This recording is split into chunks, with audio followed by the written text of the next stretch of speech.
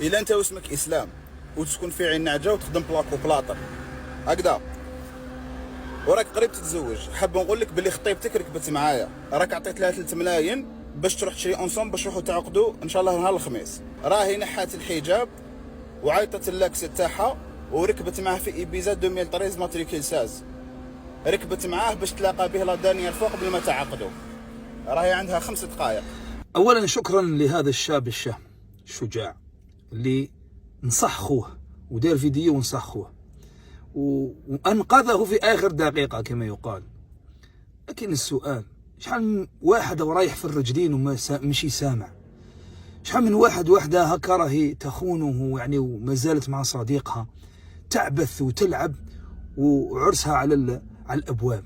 علاه مسكين هذاك الشاب اللي راهو يهمبر ينوض الصباح ويتعب وكذا لاجل عرسه باش يدير عرس يعني يليق ويخاف ويدير كريدي ويدير كذا ويمه تجري والعائله كامله تجري باش يديروا العرس وانت تلعبين. علاه؟ لماذا؟ علاه الزواوله هكا مسكين؟ علاه؟ اذا كنتوا حبيتوا الحرام علاه راكم تمرمدوا في الحلال؟ علاه تمرمدوا في هذا الزواري؟ علاه؟ تما الان يعني بعد هذا القصص هذه اللي رانا نسمعوهم ورانا نشوفوا فيهم، يعني الواحد ذوك يخطب وشاد في كرشه. علاه الحلال ولا صعيب لهذا الدرجه؟ دوك الواحد يخطب وش يدير؟ يعني واش يستعين بالمخابرات يعني والتحقيق؟ وش يدير؟ يعني كل واحد راهو يخطب دوك ويشد في كرشه ويطلب يا ربي ان شاء الله حاجته حلال برك. هذا ما كان. فإلى الوالدين عسوا بناتكم. دوك انت اذا هذه بنتك ما هيش راضيه بهذا، علاه راك راح تزوجها له؟ وانت اذا ما كيش راضيه بهذا اللي في الحلال، علاه راكي شاده فيه؟ ما نتزوجش انا بهذا.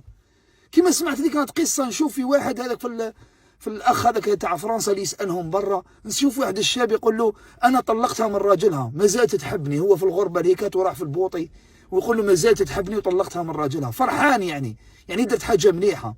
يعني واش ذنب الزوالي هذاك اللي تزوج بيها وجاب الذاري دوكا وطلق وراهو في التمرميد؟ يعني على بالكم بلي واحد كيطلق معناتها يبقى يخلص ويبقى كذا؟ علاه ما يبقاوش كما كنا زمان؟ يعني الحلال طيب مبارك مليح. يخطئ المرء، يخطئ سواء الرجل او الانثى، لكن خلاص اذا خلاص عزمت على الحلال خلاص اقطع الطريق. فلماذا كل هذا؟ لماذا كل هذا العناء وهذا التعب للزوالي مسكين؟ علاه؟ الله المستعان، والله غير الله المستعان. اللهم يا حي يا قيوم. البنت الحلال للشاب الحلال الذي يريد الحلال. لكن اغلب ما نراه الان في البنات، المشكل راهو في البنات.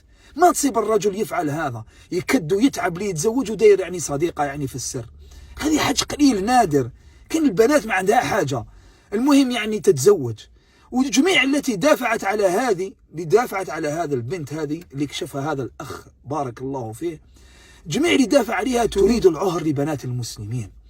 لانه هذه العقليه تاع البنات الان ما يهمهاش عندها صديق ولا ما عندها صديق ولا دير، المهم انها تدير كارني وخلاص.